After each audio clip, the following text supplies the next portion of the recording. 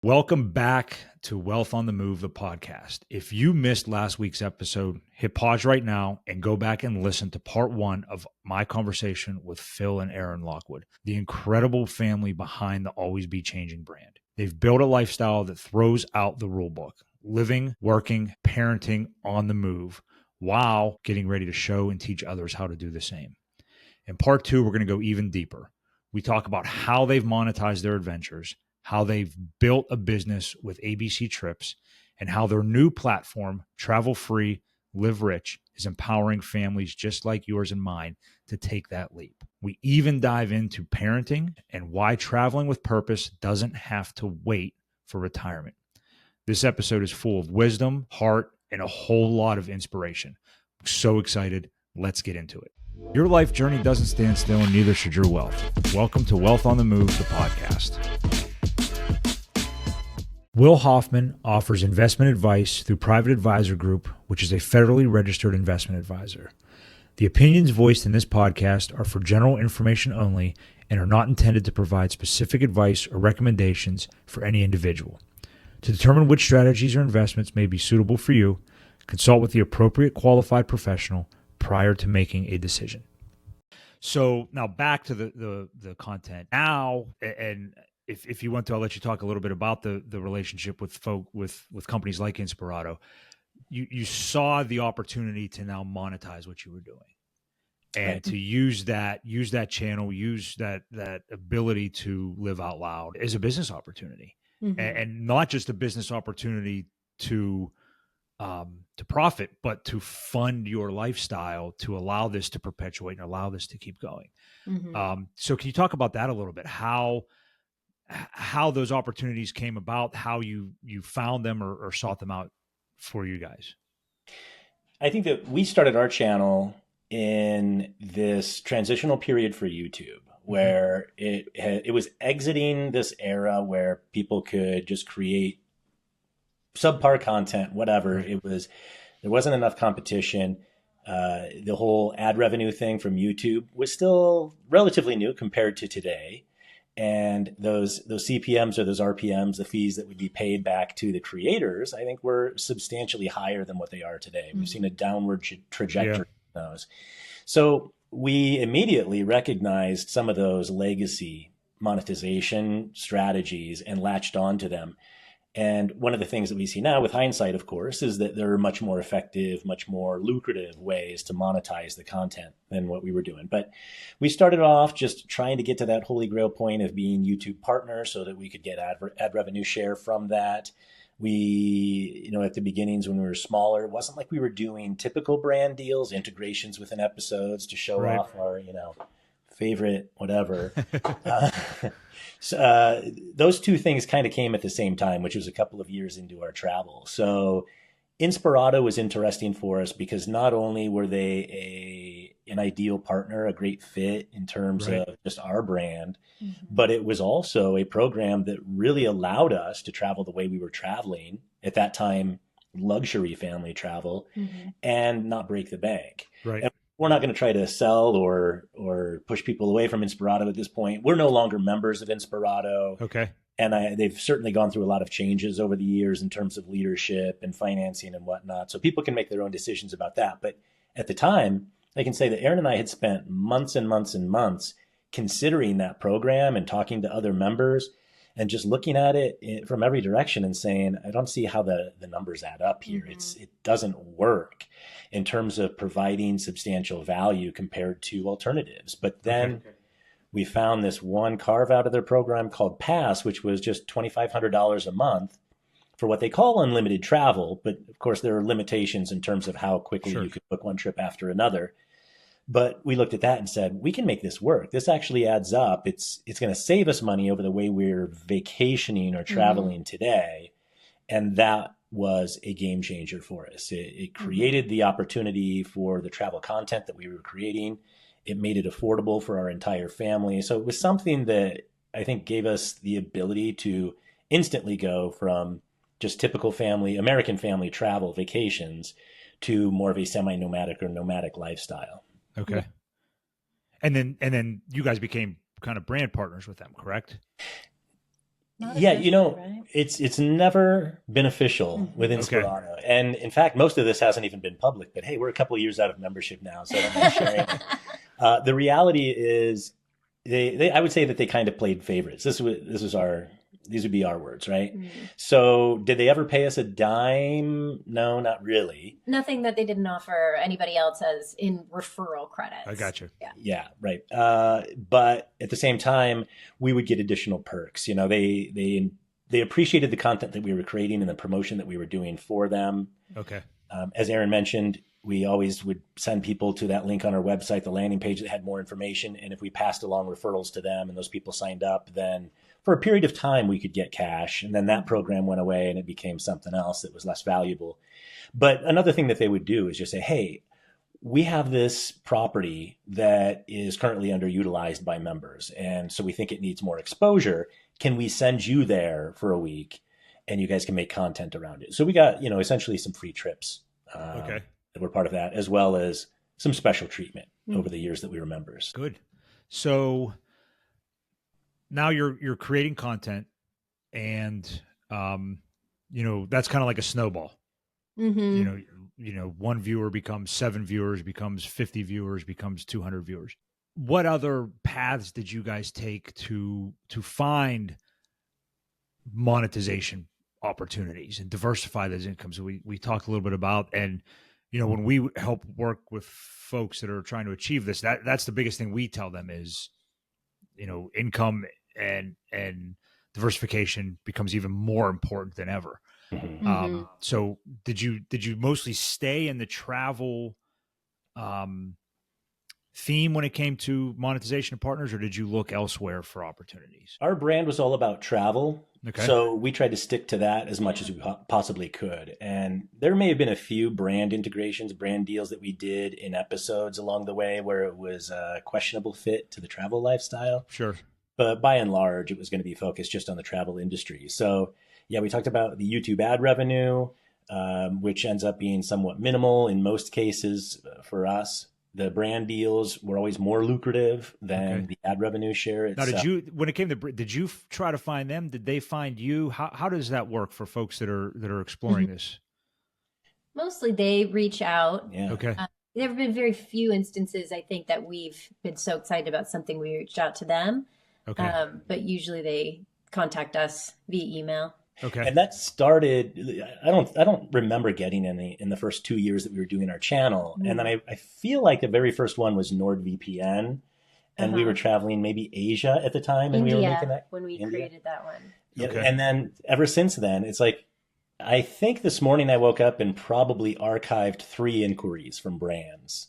Oh, nice. Yeah, so it's something, it's not so much a matter of will they come, it's a matter of sorting through the ones that make sense for you, and frankly, sorting through some scams along the way as well. Sure. But those are fine. Things that we've been working on more recently, I think, are the ones that are always going to be the most lucrative. And interestingly, they're also the ones that require the smallest audience to make successful. Okay. So, when we started our channel, I had a friend who actually lives in San Diego. He went to Coronado High School, so that's how we met him. And I think when we met him, he was like maybe 18, and he was doing a podcast about entrepreneurs. So I talked to him.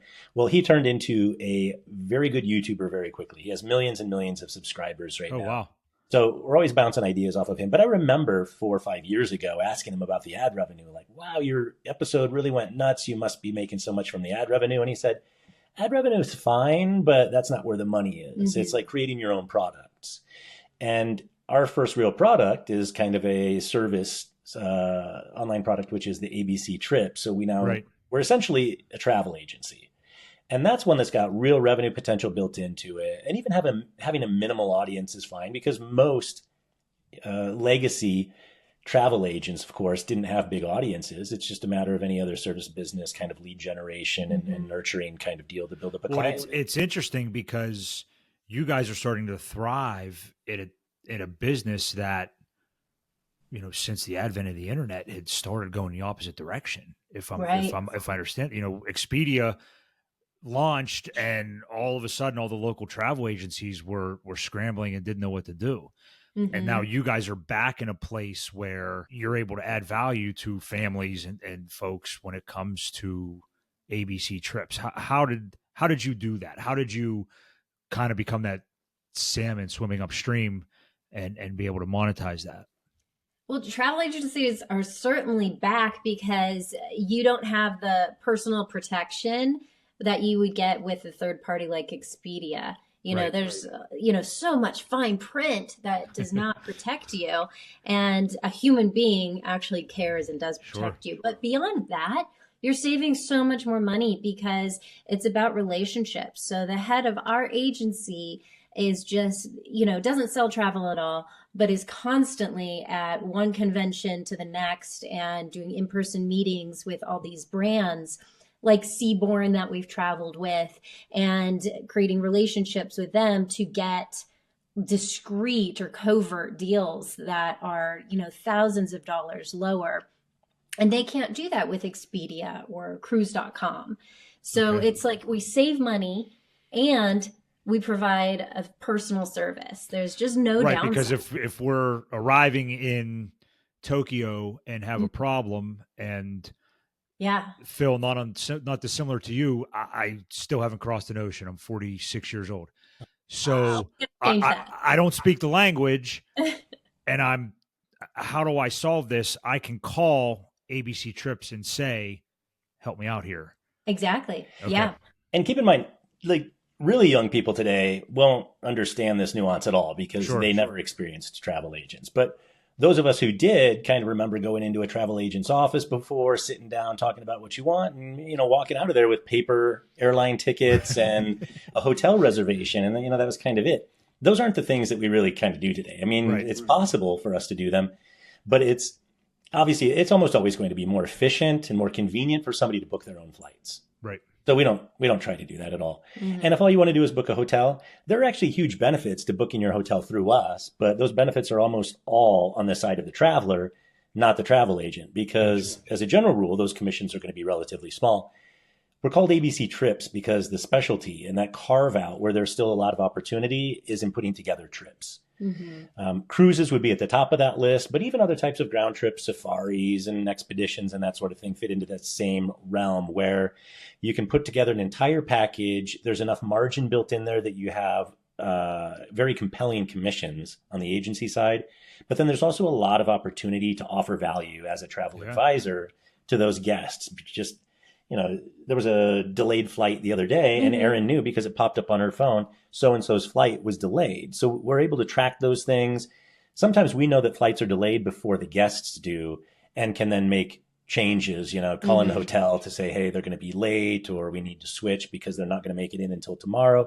Those types of things. The very hands-on piece is not only not handled well by DIY technology today, it's not going to be handled well by AI for at least a handful of more years. Once we have AI agents that are very capable, then we'll start to look at that as a replacement for the industry. But right now, there's huge value on the trip side. Yeah. Well, and I mean, I can see that myself. My focus is running on Hoffman Wealth Management, helping run the Hoffman household, and I still want to go to Antarctica. So if I can say, Phil and Erin, get me to Antarctica with 3 kids, and I need to go back to running Hoffman Wealth Management, mostly so I can pay to go to Antarctica. I can delegate that. And, Phil, you ran a business. We all know that delegating to folks that are better at than you are so that you can do what you're good at is really the secret sauce. And that's how you grow your business and do what you're good at is with delegating that. So I'm glad that those types of services are back. Yeah. But again, I can click 3 times and book my flight to, well, I guess we wouldn't fly to Antarctica, but flying to where we would get on a boat to go to Antarctica. Yeah. Right. Yep. And then something else you guys have created, and this is something I'm really excited to talk about for 2 reasons. One, like I mentioned, I haven't crossed an ocean yet. So, I mean, there's the Gulf of Mexico, America, whatever it is. I crossed that. It was the Gulf of Mexico when I crossed it. Got it. But I want to learn how to do this. Mm-hmm. I'm pretty confident that our clients, I know our scenarios that we are helping want to learn how to do this.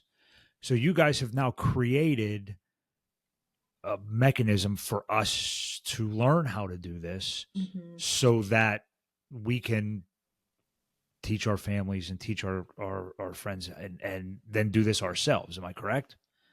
Yeah. That's right. And it's something that we've been noodling on. Like it's been in the backpack for probably 2 years now. You know, just thinking we've got so much knowledge and experience around this. And I would say by and large, the comments that we get on all of our episodes that aren't just love your family, thank you for the content kind of thing, relate to how do you do this? How do you do that? And we share that information freely, always have, always will. But to put it together in something that is 25 plus hours of content, you know, it's not really something that most people would want to sit and watch in our episodes. They want to see us traveling. So this is a carve out where we said, let's try to put together all of the knowledge that we have based on our 5+ years of experience traveling the world as a family without being independently wealthy, you know, and not having to worry about how we pay for it. Put that into a resource that is consumable by virtually everybody who's interested in that kind of content so that they understand the nuances of cultures, you know, how to, all the things that you need to think about in terms of getting from wherever it is, say the United States to any other country, the things that you need to think about, how to minimize expenses, how to travel hack to get the most value out of it, how to loyalty hack to travel in comfort as much as possible.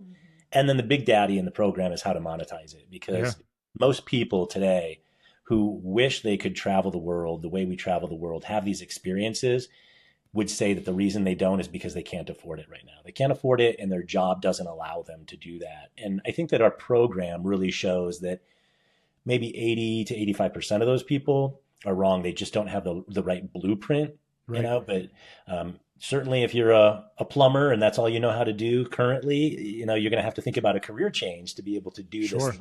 Done it, but we even cover that. But do you? I mean, you guys are evidence that you don't. Exactly. Yeah. You know, if you're a plumber, you can film yourself plumbing. Exactly. And start creating content and brand deals with pipes and pipe fitters. And I mean, a guilty pleasure is to watch the guy on YouTube who pressure washes.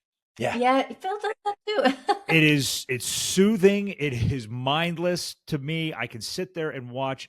And for me, you see something completed. And who would have thought that a pressure washing company could monetize, in addition to charging for what they do, now monetize what they're doing. So when they do take their family on vacation, there's still something that is profiting in the background.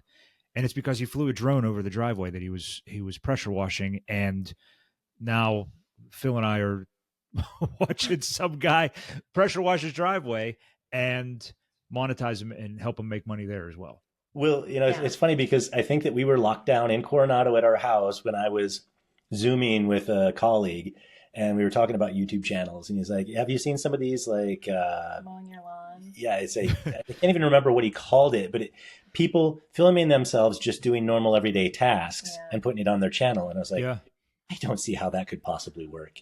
And now today it's my favorite kind of content. And then a week later, during COVID, I was watching the folks that, you know, the quarter machines where they have the stacks of quarters and they're dropping them in and pushing them forward. I would watch those.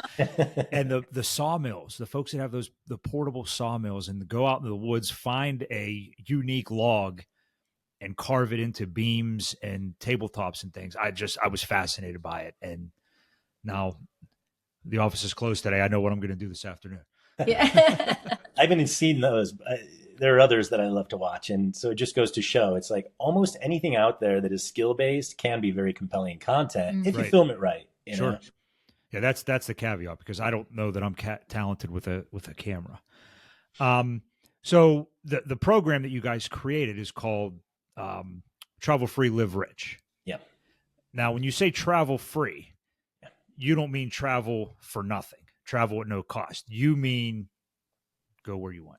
We mean both. Okay. That's a lot of thought went into the title, and I'm not going to lie, a little bit of Chat GPT went into the title too. It's great for brainstorming, right? I used to just sit down and type out a list of keywords and then try to find relationships, but AI can make it more efficient.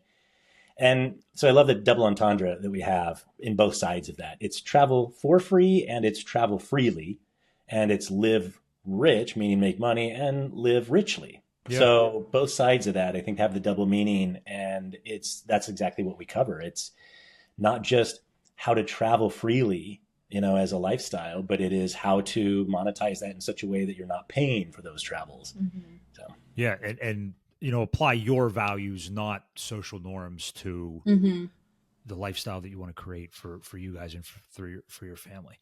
Yeah. Which, again, I have to thank you mostly for the content you create. YouTube can be a tough spot for kids they all want to watch it. They all want to get into it. And the content you guys have created, Jamie and I know that we can turn you guys on and the kids aren't seeing anything they shouldn't.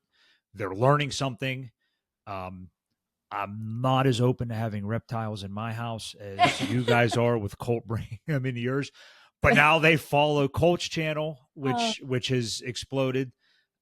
So, I mean, as a parent, creating content that we feel safe letting our kids watch is valuable. So I have to thank you for that.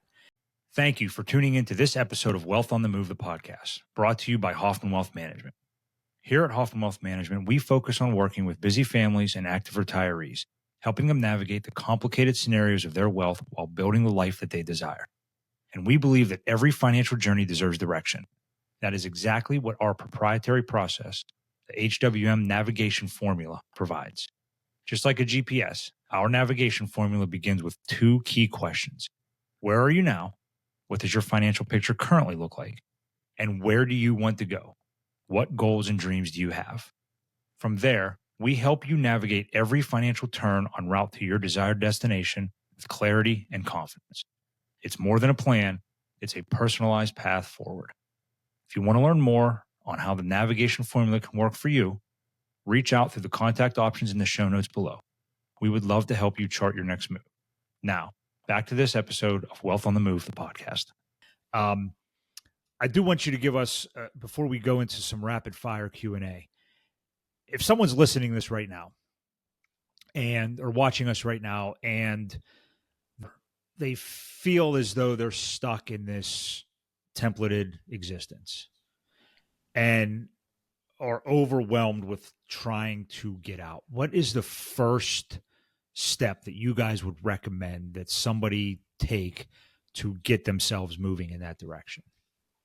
Something that comes to mind that really helped us make that first move was a saying that Phil, I think, introduced me to. And it's, instead of one day, make it day one. And I think that helped us cross the threshold of thinking ahead and doing now. Yeah, that's exactly right. And for us, a lot of that was going from living in our suburban home in Denver and going for walks every morning. This is part of the story on our website that we talk about a lot. Yeah.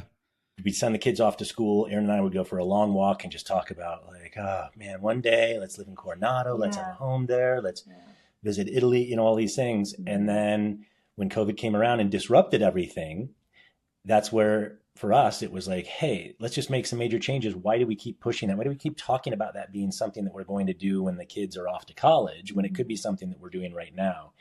And I think that that's a really good illustration for the whole idea of getting out of the bubble. So what's the first step? I mean, get out of the bubble. One way, what does that mean? I mean, go to another country right now. Just take a trip to another country. Do it differently. Instead of staying at a resort, try to live a little bit more like a local. Go to Italy and get an Airbnb and take a cooking class, get immersed in the culture, because it brings you out of that bubble. And the whole point of a bubble is it limits your thinking. It limits your worldview, right? Sure. You're stuck in that templated compliance kind of thinking. So the most important step is to get out of it. Yeah. I love the saying. I think there's a t-shirt line in your future with that on the front of it.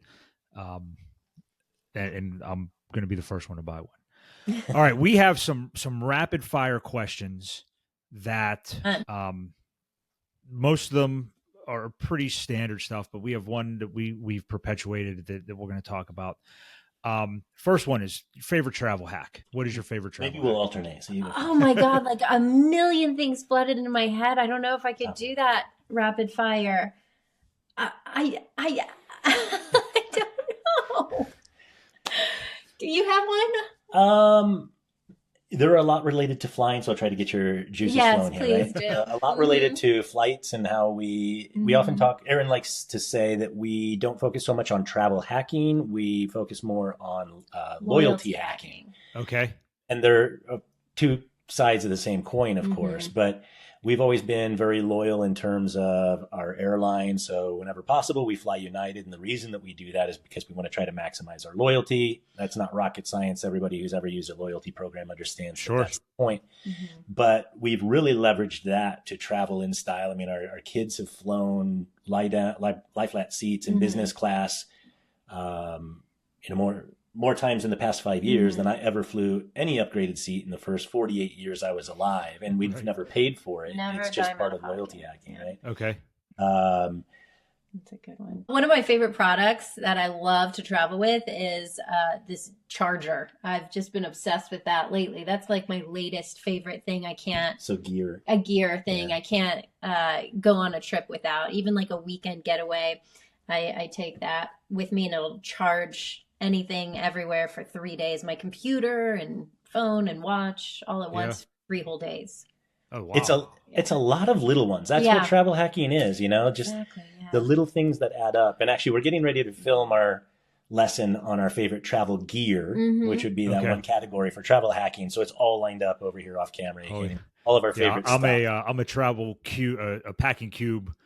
Not because I'm 6'5". So everybody says, Will, why do you need such a big suitcase for a weekend? Because I'm 6'5". Yeah. I don't have regular sized clothes. My clothes are a little bit longer and taller. A pair of pants folds a little thicker for me than it does for my 5'2" best friend. So I've got his pants are my shorts, and I need it. So travel cubes have been my go-to that have made life a little bit easier.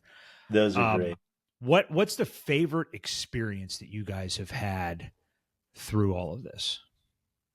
I've got maybe like a top 3, and that would be the Exumas, where we did a catamaran with the whole family, all 5 of us, and it was just extraordinary. And then an African safari. I think everybody in their lifetime needs to experience an African safari. It's like once you go, you're going to be hooked on how just special it is, and you're just like in raw nature. And then Antarctica. Yeah. Those 3 Those... very epic experiences that live up to the hype, especially Antarctica, I think. But the catamaran week-long island hopping through the Exumas is the one thing where when we ask the kids as well, like if we could redo one trip from the past 5 years, what would you pick? And almost unanimously, people pick that. And it's culturally, it's not really that valuable, but it was such a great way to spend a week together 24/7 as a family and have variation every single day with really cool experiences.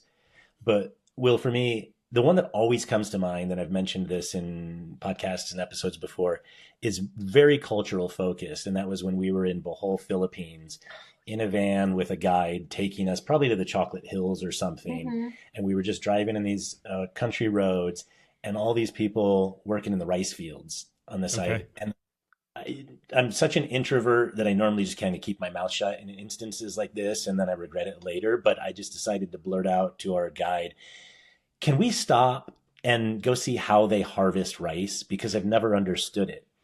Rice, like we eat rice by the bowlful. Right. And what are they out there like picking little rices and putting them in that would take forever. It just didn't make any sense. So she's like, yeah, absolutely. And so we just pull the van off the side of the road. She goes out there and is talking in Tagalog to the people working in the rice fields. And they're like, yeah, come on over. And then next thing you know, we're all as a family out there in the rice field with the big knife thing. And what do they call it? I was going to say, now you have to tell us, how do you pick rice? Because yeah, so it looks like wheat, essentially. I think we all know what wheat looks like. Right. And it's and all the rice on the top, just like the little husks or whatever from wheat.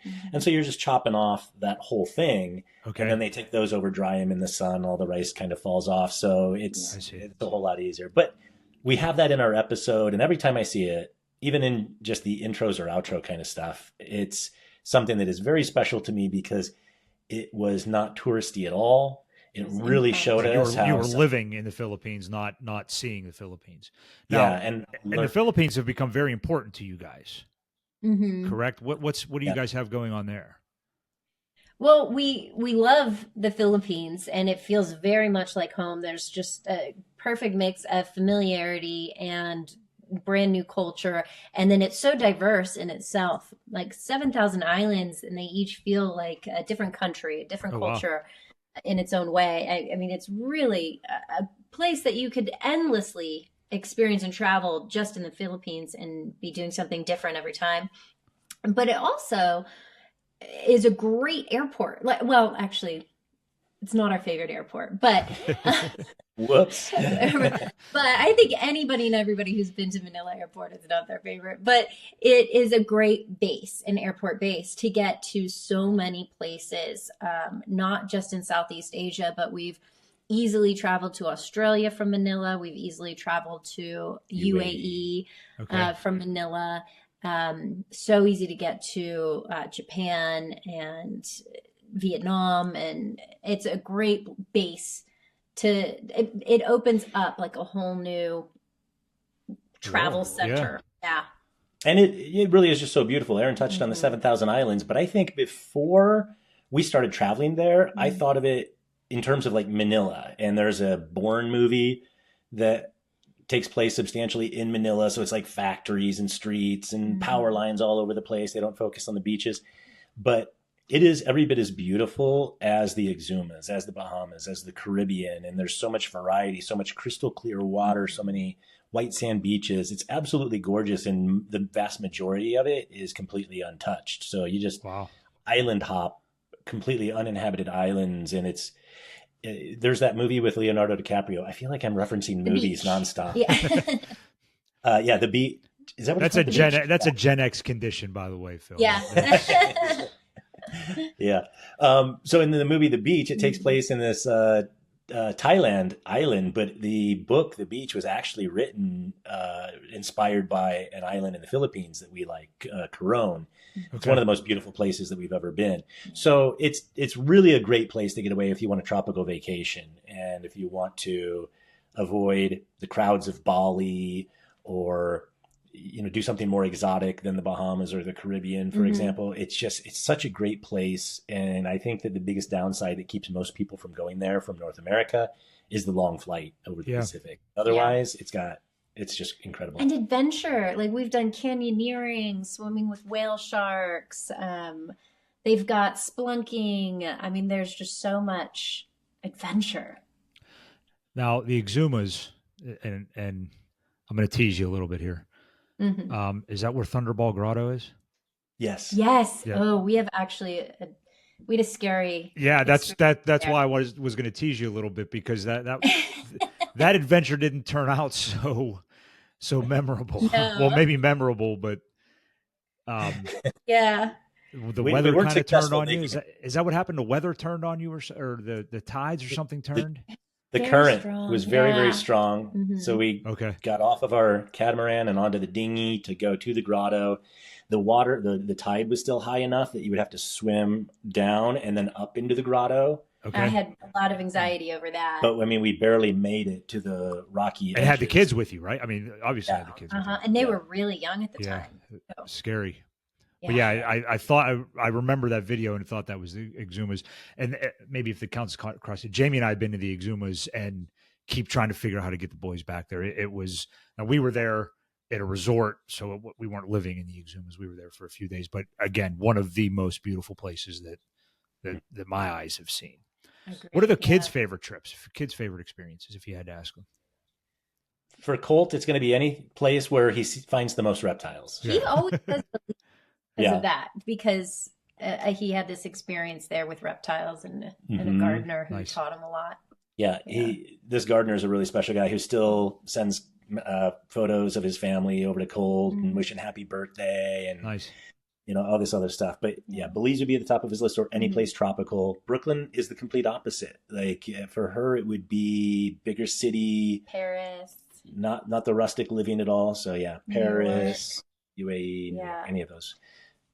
Reagan, our oldest, hasn't been on most trips with us because she wanted to do in-person high school.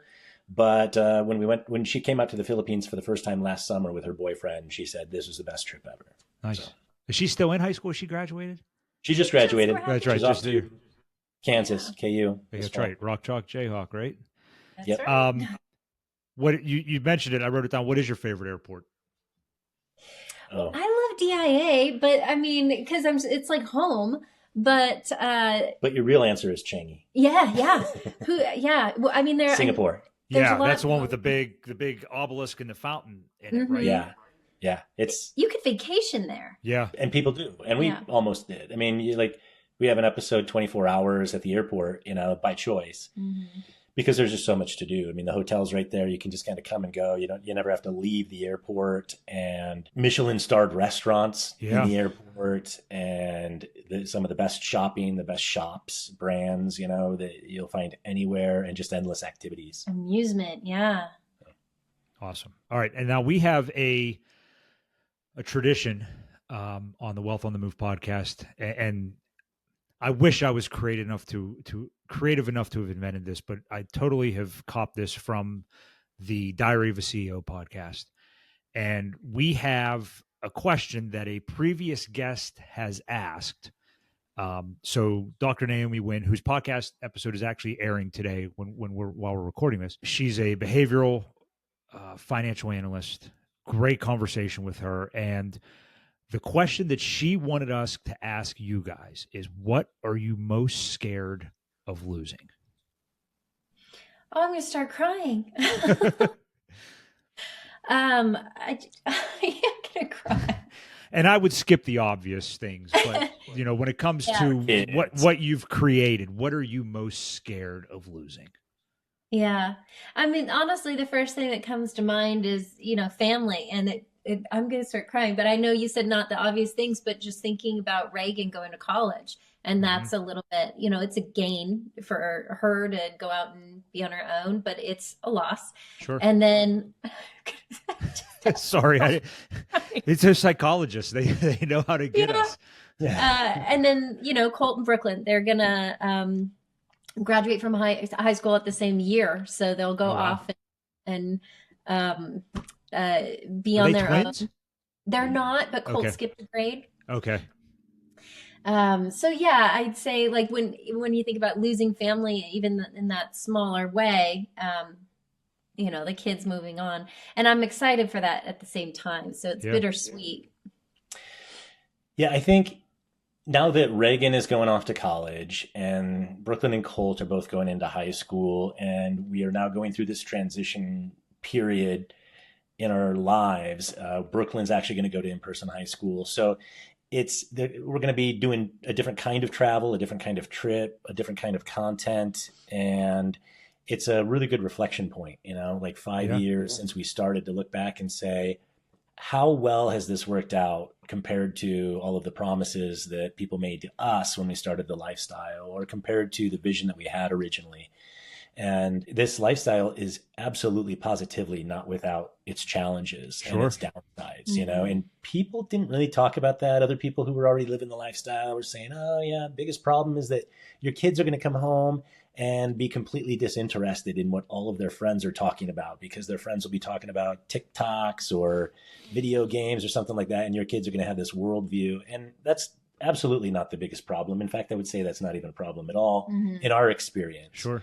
So my big fear is, have we been making the right decision for them for the past 5 years? Have we been parenting them well? Or are we going to find out that we compiled some amazing experiences for them, a worldview for sure, but in some other way, shape, or form, damaged their childhoods? And they haven't said that, but as a parent, you're just always kind of wondering. Yes. Yeah. It's the eternal struggle when you're a parent, right? Is this the right choice? Is this the right decision? And can definitely appreciate that. However, in our intro call a couple weeks ago, getting to talk to Colt, I don't know that there's any more well-adjusted kids than Colt. He was talking to me like he was the adult and I was the kid. Well, now it's your turn. I guess before we skip, you guys get to ask our next guest a question. Truth be told, I have no idea who the next guest is. And even if I did, I wasn't going to tell you. But you get to ask our next guest a question that you'd like to know the answer to. I have an idea. No. Okay. This is because it's something that we've kind of been talking about for a little while. I think it's a universal question, and I think it's very telling. It's not so much about the answer. It's about the way they explain their answer. Okay. And I think that this is particularly relevant when we're talking about financial planning, because hindsight's always 20/20, right? Right. And I did this exercise once where I created a spreadsheet, put down how much money approximately I had made every year since I was a teenager, how much I think I could have lived off of every year since, and what my net worth might be today if I had just thrown the difference into S&P 500 from the very beginning.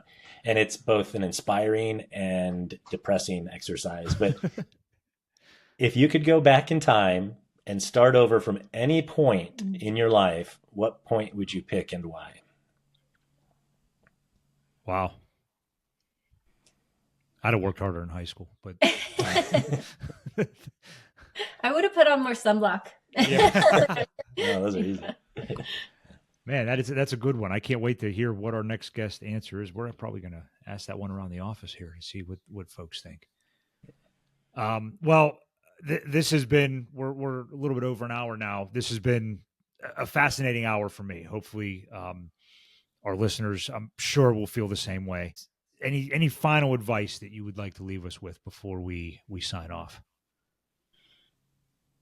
If this is the kind of lifestyle you want to live, if you want more freedom, if you want more culture, if you want to get outside of the bubble, again, it's just take the first step. Do one experience outside of the bubble, truly outside of the bubble, and that will be the impetus that you need to start making real change. But any justification that anyone has for not being able to do this right now is almost certainly BS. And it's just a matter of changing the mindset and understanding the solutions instead of focusing on the problems. Yes. The challenges. Well said. Completely agree. Well, thank you so much. Where can our listeners and viewers find you guys if they want to follow more and learn more? We're going to have links to the Always Be Changing YouTube channel in the show notes. Where else would you direct folks to catch up on the Lockwood family and how you guys have been breaking the template? Well, yeah, we've got multiple YouTube channels, but for better or for worse, the distinction with YouTube and social media is that there is no direct messaging functionality in YouTube. So even though that's where most of our content is, it's not a good place to communicate. Whereas our Instagram channel primarily is a great place to be able to have one-on-one conversations with us, ask questions back and forth. So I'd say that's probably the best bet. Okay. So make sure make sure we put that in the show notes. Again, thank you to our listeners. Please follow, like, subscribe to the Lockwoods. I'm telling you, you will not be disappointed. You will not be bored. And you will start to learn how not just the financial freedom, but also living this untemplated life with a purpose can be achieved, and be achieved not when you are old enough and the brochures say it's time. You can take this into your own control. Guys, thank you so much. I look forward to another discussion sometime down the road. Again, I want to meet Colt, maybe not the reptiles, but I do want to introduce my boys to your crew, and hopefully we can figure that out at some point. But until the next time, please remember to keep your wealth moving. Thank you. Wow.